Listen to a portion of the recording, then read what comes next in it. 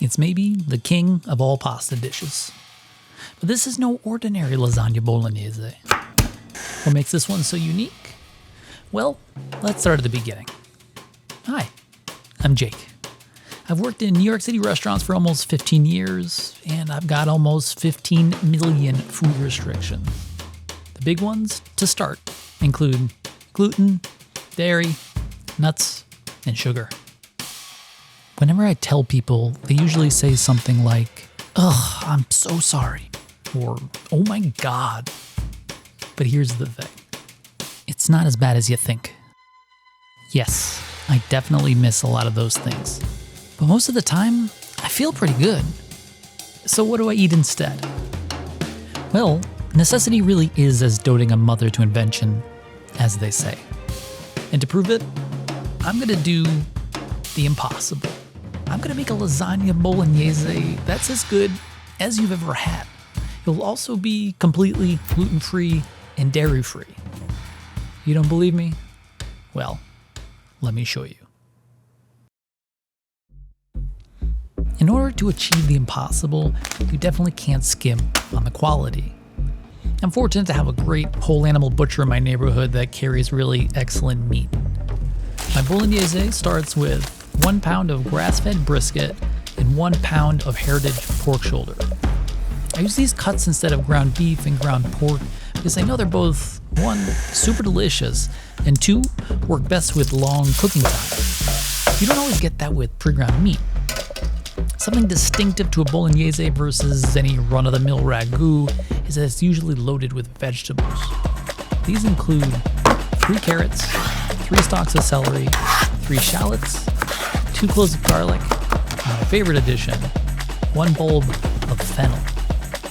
Fennel and pork are classic flavor partners, and it really adds a little something extra to the rest of the mirepoix. As for the remaining ingredients, bay leaf, oregano, wine, water, and salt. This all simmers for 1 hour until tender.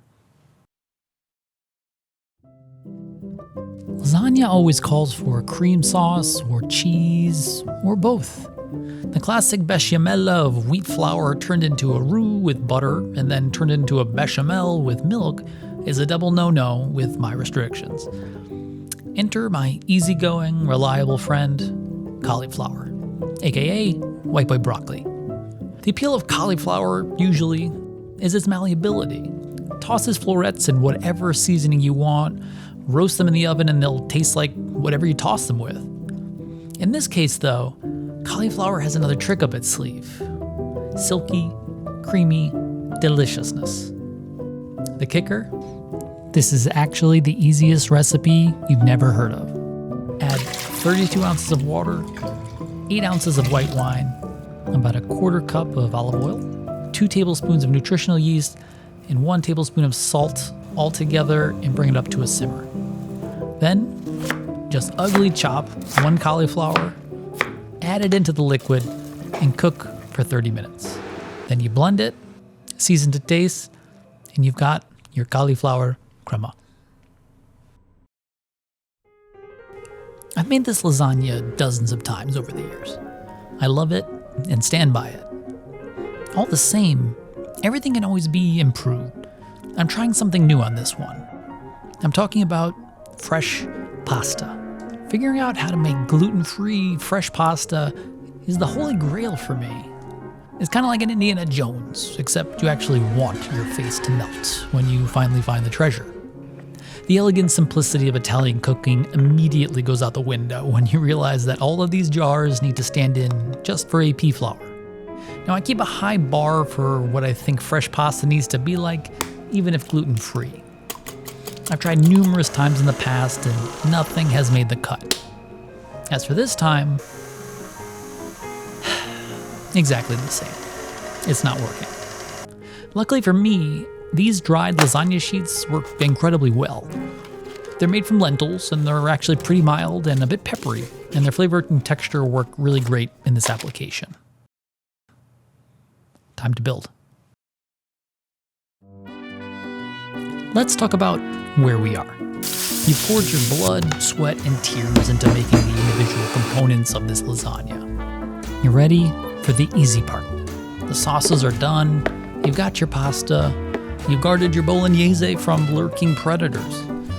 You layer in sauce, then pasta, sauces, then pasta, until you've constructed this architectural wonder. You pop it into your preheated oven and bake it for about an hour. But little do you realize, the hardest part is still in front of you. As soon as this thing comes out of the oven, it's beautiful, it's aromatic, and it's boiling hot. Ideally, it needs at least another hour to cool, maybe even 2 if you want to try to get neat slices. Me? Well, I'm faced with 3 choices. Do I throw caution to the wind, eat it right away, and burn off all my taste buds? Do I stay up late and have dinner around like 11 p.m. to reap the reward of a hard day's work cooking and filming? Or can I be a monk and channel all my inner discipline and eat this the next day? I know what I have to do. I know it's difficult to tell, but I'm in fact, technically, not a child. That doesn't make me any less proud that I completely aced the marshmallow test. Maybe it's because I grew up in a food-abundant Italian-American home, but having an already made, untouched lasagna in the fridge, ready to go for dinner, is one of the most comforting feelings that I know. With the night in the fridge to cool, the lasagna has only gotten better. The extra time allows the flavors to really marry together and become more than the sum of its parts.